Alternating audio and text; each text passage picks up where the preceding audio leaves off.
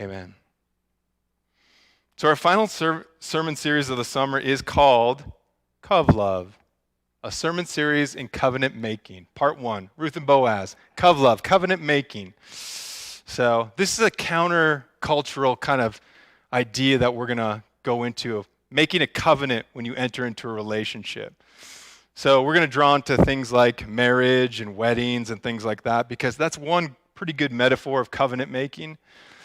And it's one that we're familiar with as well. Two people get into a relationship and decide, I want to share life together. Let's do this life together. So you can enter into a marriage in a covenant way or a contractual way. Now, the upstream kind of paradigm is covenant. The cultural way is contractual. Now, you're never going to get this if you go to a wedding ceremony. You'll never hear contractual language, probably. That would be an incredibly honest couple reflecting the default setting of the culture, a contractual vows and whatnot. But you're going to hear probably sort of muddled language sometimes because everybody's dressed up in wedding finery. These are the clothes I was married in. I don't dress up for no reason. If you ever see me dressed up, there's a reason. I'm using it in some way. Either some baby's getting dedicated or I'm doing a funeral or something. So this is how it looks when you get married. You wear your best. And weirdly in our culture, so much time is spent preparing for the wedding and very little for the marriage. Tens of thousands of dollars in that wedding, which will be over like this. Months and months of planning, many layers and agendas and logistics and everything else. But yay small on the marriage, which hopefully lasts a lifetime, right? So we're hopefully counteracting some of that as we think about covenant-making relationships. And so the contractual understanding of most relationships, not all, definitely not one. I don't want to be cynical. And if you got into a relationship and it was contractually based, it doesn't have to stay that way. Even if you got divorced and you're thinking about remarriage and you entered into that first marriage contractually, doesn't have to be your next marriage. It can be covenantal, right? God is a God of new second chances. He's a redemptive God. He takes broken things and repurposes them all the time. So I'm not piling on in any sort of judgmental way, but we do want to take from the Bible all of its wisdom. The contractual language is always an if-then. It will always have an if-then. Here's how it looks in a wedding ceremony. The people coming in won't say it, but the default thinking is this. If you fulfill my expectations for what a spouse is, and man, that can be a lot of things. And some of those expectations are subliminal. They don't even know what they are. They're from their family of origin, and they're going to bring them into their marriage, maybe unthinkingly. If you fulfill my expectations for a spouse, then, here feel the if-then, then I'll remain happy and invested in this marriage. If, then. Otherwise, you've broken the contract, and I'm free to reconsider my commitment. That's the if-then, right? Now, contractual or a covenantal commitment is you bringing yourself to the table in your commitment regardless of what the other person does. It's not based on what the other person brings to the relational table. I'm committed, and this is what I'm vowing to do. That's what you're doing in a covenantal commitment. And there are a bunch of different ways to do that because your vows are what you're bringing forward. Here's what I'm committed to do regardless of what you do. I'm committed to this. Now also in the wedding ceremony, those vows that you're going to hear should reflect the sobriety of the commitment you're about to make, right? I've come across a bunch of different vows that are probably pretty silly. I've had people try to write vows. They're almost always a mistake. They sound something like this. Here's a couple of vows I came across. This is at a wedding ceremony. I, Kayla, choose you, Jacob, as my life partner in front of friends and family. I promise to love and cherish you throughout every obstacle that may be put in our path. I promise to learn how to change a tire, how to refill the wiper fluid when it runs out. I will comfort you when your team loses on TV and celebrate with you when they win. I'll remember this day and love you always. Kayla. I, Michael, take you, Jessica, to be my lawfully wedded wife and chief tennis doubles partner, for richer, for poor, for better, for worse, in sickness and in health, for when we win and the very, very, very rare occasion when we lose. I promise to love, honor, and cherish you, to return your serves. This I vow to you. Wow, blood and fire in those commitments, right? That's why we generally don't allow people to write their own vows, because their own vows, when you're in the moment, aren't always reflective of the true breadth of what a lifelong relational commitment looks like, where you say, I'm in this, and I burned the ship I sailed on to get here. That's a covenant, right? So the vow hopefully sounds more like this. And think about it this way too, because when we're talking about covenant making, we're going to talk about marriage. We're also going to show a little bit about how we prepare people for marriage as a church. And we're all about celebration and fun, and it should be all that. Some of that stuff that's more humorous, that should be in your reception. Get crazy in the reception. But you have a chance when you're with the covenant people of God to be accountable for a public declaration of a covenant. And that's a different kind of thing. So it should reflect some sobriety. And again, it should reflect what you're bringing to the table, regardless of any if-then contractual language. Here's hopefully how it sounds more like this. I'll just use my own name. I, Stephen Joel Gross, take you, Michelle Marie Fisher, to be my God-given wife. And I do promise and covenant before God and these witnesses to be your loving, faithful husband, in plenty and in want, in joy and in sorrow, in sickness and in health, till death do us part. That's a covenant. That's vows of a covenant. And you're making them with the people to say, hold me accountable for this, because I'm not going to feel it always. And my emotions will lie to me all the time. And sometimes the media, the culture will lie about what I should deserve by being in this relationship and what it should give me.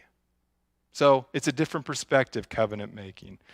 And this covenant making series has a couple different objectives. We're going to explore the unique picture of covenant marriage.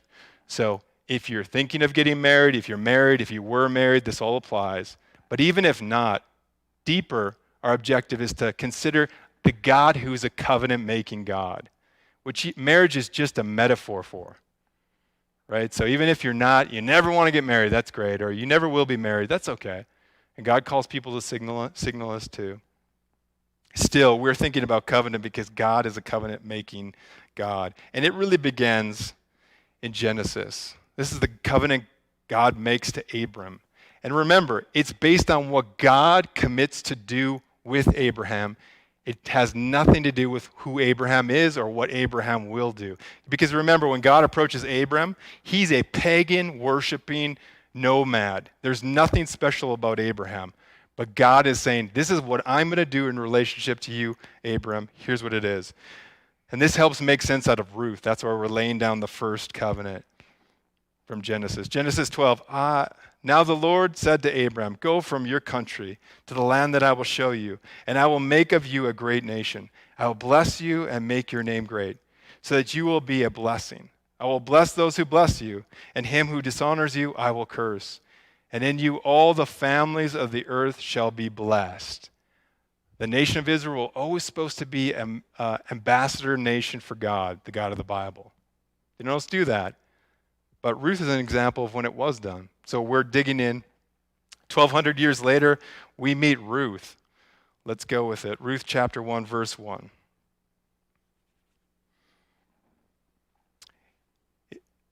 In the days when the judges ruled, there was a famine in the land. And a man of Bethlehem in Judah went to sojourn in the country of Moab, he and his wife and his two sons. The name of the man was Elimelech. And the name of his wife, Naomi. And the name of his two sons were Mahlon and Chilion. And they were Ephrathites from Bethlehem in Judea. And they went into the country of Moab and remained there. But Elimelech, the husband of Naomi, died, and she was left with her two sons. These took Moabite wives. And the name of one was Orpah, and the name of the other Ruth. They lived about 10 years, and both Mahlon and Chilion died. So that the woman Naomi was left without her two sons and her husband.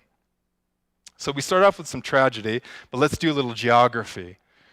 This is Judah and the nation of Israel. They have a neighbor, Moab. They're enemies, these two neighbors or neighboring countries, Moab and Israel. At one point there's a famine, and so this man and his wife and his sons move to Moab, and there the man dies, and his sons marry Moabite wives. Now, the interesting thing about Ruth, the book of Ruth, is that it mentions the folly of people of different faiths coming together, but it doesn't comment on it. And one of the reasons probably why is because the Old Testament and the New Testament are so loaded with ideas and admonishments against that as a lack of wisdom, of two people trying to hold covenant who are of different faiths. And now this piece of it, of what I'm about to say, is true. Muslim cleric would advise this, Jewish rabbi would advise this, who are serious about faith. That generally is unwise. That's why the Bible's against it. Two people of different faiths trying to merge a covenant together is impossible to do fully because you're moving in different directions. I've heard it said this way: if you are a person of faith and you try to hook up with somebody who's not, because really you're saying, all of my life is vulnerable to you, and I want to do it together with you. If you're moving together as covenant people, both moving toward God, it's like the bases of a triangle. You'll move together as you move upward. If you don't, you'll move in opposite directions. So what you'll have to do is a choice of, if my life is a city, I'm going to have to take God, who is supposed to be downtown in my life, really at the heart of it. And if we're people of different faiths, if I'm going to keep God at the downtown location of my life, it's going to create conflict because I'm going to base my decisions on who's downtown in my life. And that's the movement I'm going to go. It's how I'm going to think about the world. It's my worldview. If you give me friendship and worldview, I'll take that over romance any day as glue to keep a relationship going. Because marriage really it's friendship sprinkled with romance. It's not the other way. Anyone who's been married over 60 seconds knows that, true? It's friendship sprinkled with romance, not the other way around, although the culture will lie to you about that all the time. Have you not seen a million movies where two people of grossly different orientations come together, of different worldviews and everything, and they live happily ever after? Guess what? That doesn't happen. You need to be great friends, and if your worldviews are the same, you're going to move in the same direction. If not, you're going to move in opposite directions, and there's going to be rippage. It'll be always difficult and hard. Now, that's not to say if you're married to somebody who doesn't share your faith, you stick in that marriage, and you're a gospel witness to that person. Very true. That's what we're called to do. But if you're not yet married, eyes wide open here, it's saying don't do that, because you're going to move in opposite directions. It's going to be difficult, like pushing a rope. And marriage is already difficult enough, so why do that? That's what it's bringing forward. The Old Testament and the New Testament, about being equally paired. It's a confusion of purposes, going to make life difficult. So again, if you're a person of faith, married to a person who doesn't have that faith or considering marriage, again, either God will be downtown to you, and it's not for them because they don't hold that same covenant relationship. It's going to cause a lot of conflict. Or you're going to have to take God and move him to the distant suburbs. But if you want to keep God in the place where he needs to be, your animating middle, it's difficult. Not impossible. That's a redemptive edge of Ruth, because the book starts off with some folly, but it moves into God repurposing that. Because Ruth is an amazing story where God's like, yeah, that wasn't good or smart, but I'm going to work my sovereign will through this. It's going to be amazing. That's really our hope, right? We all step in it. I mean, whether or not your thinking about marriage wasn't solid when you got into it, God can redeem all that. He's an amazing God. He's able to do that. And Ruth is an object lesson of that. So recommend obedience. We see that. Verse 6. Just keep moving. Then Naomi and her daughters-in-law, she rose to return with her daughters-in-law from the country of Moab, for she heard in the fields of Moab that the Lord had visited his people and given them food. So she set out from the place where she was with her two daughters-in-law, and they went on the way to return to the land of Judah. But Naomi said to her two daughters-in-law, "Go, return each of you to your mother's house. May the Lord deal kindly with you as you have dealt with the dead and with me. And the Lord grant you that you may find rest, each of you in the house of her husband." Then she kissed them, and they lifted up their voices and wept. And they said to her, "No, we will return with you to your people." But Naomi said, "Turn back, my daughters. Why will you go with me? Have I yet sons in my womb that they may become your husbands?" Then the women lifted up their voices and wept again. And Orpah, one of the daughters-in-law, kissed her mother-in-law and left. But Ruth clung to Naomi. And Naomi said, see, your sister-in-law has gone back to her people and to her gods. Return after your sister-in-law. But Ruth said, do not urge me to leave you or return from following you. For where you go, I will go, and where you lodge, I will lodge. Your people shall be my people, and your God, my God. Where you die, I will die, and there will I be buried. May the Lord do so to me, and more so, if anything but death parts me from you. And when Naomi saw that Ruth was determined to go with her, she said no more. So Naomi returned, and Ruth the Moabite, her daughter-in-law, with her, who returned from the country of Moab. But they came to Bethlehem at the beginning of the barley harvest. So now, the majority of Ruth is written in a grain field. It's set in a grain field. So now here's where we have to do the work. So when you come to the church worship service, you have to actually work. This is the interpretive work. As you read an old book like Ruth, you have to figure out of this, what's prescriptive and descriptive. Descriptive meaning it just tells what it is. Just like these guys marrying Moabite wives. See, the thing with Moabite was they worshiped the god Chemosh of Moab, who was a bloodthirsty god, a fertility god, who required child sacrifice every so often. So these are grossly different gods, Yahweh of the Bible and Moab. So that's why the Old and New Testament says, don't do that. You're working in different directions. God isn't like the other gods. He's holy and set apart. Worship him alone. And so as you read through that, we have to figure out, okay, they didn't do that. These sons didn't do that. They said, nah, we're not going to take the wisdom of God. We're just going to press in on our own. Just because you read that doesn't mean it's prescribing you to go and do likewise. It's just describing what took place. Just like when David has adultery with Bathsheba. It's not recommending that for you. It's describing it for you. But then some of the books that we read in Scripture are timeless, some of those insights. They're prescriptive.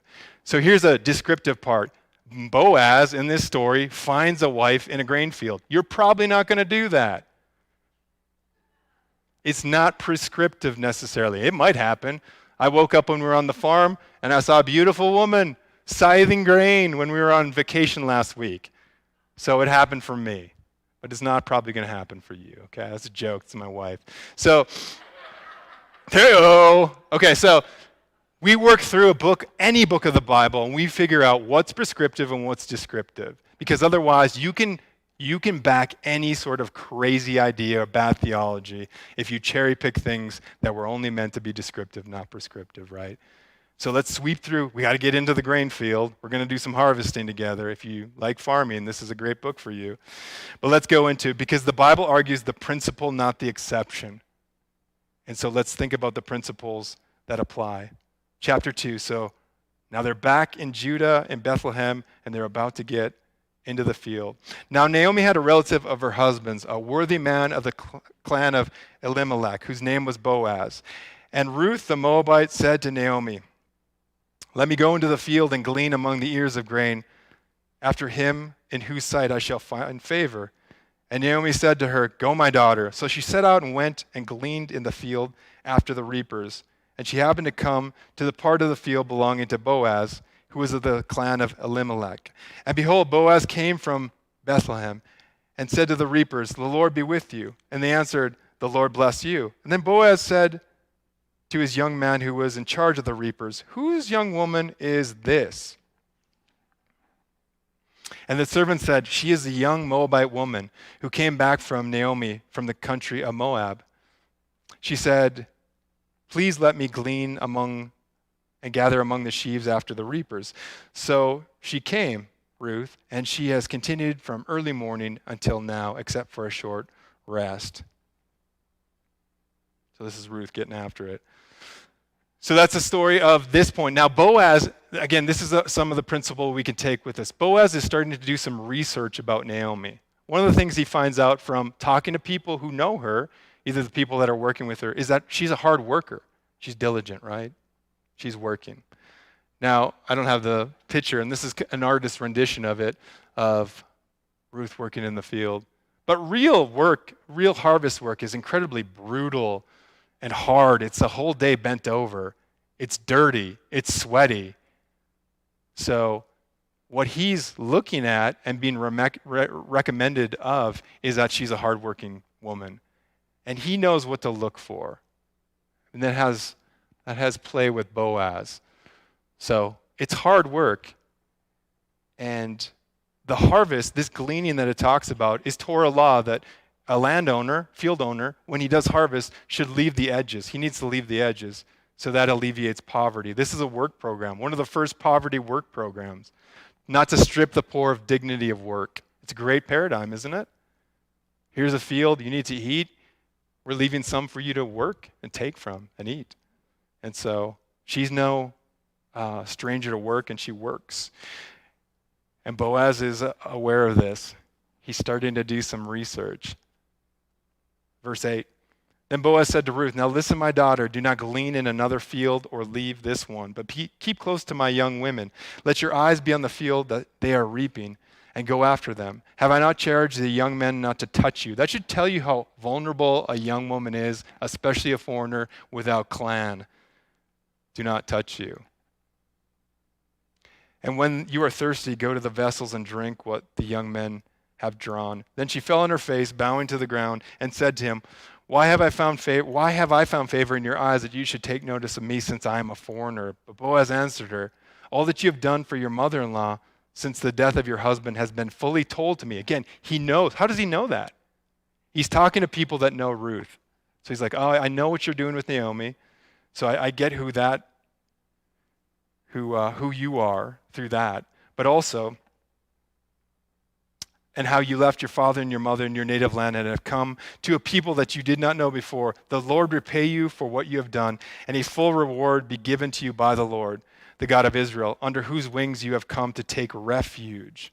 Again, refuge. So he knows that she is a person who has allowed the God of the Bible to become her identity. That's the wings of a bird. Think of it like a mother bird putting her wings over her babies. So now she's no longer a Moabite. She's now a person of the Bible.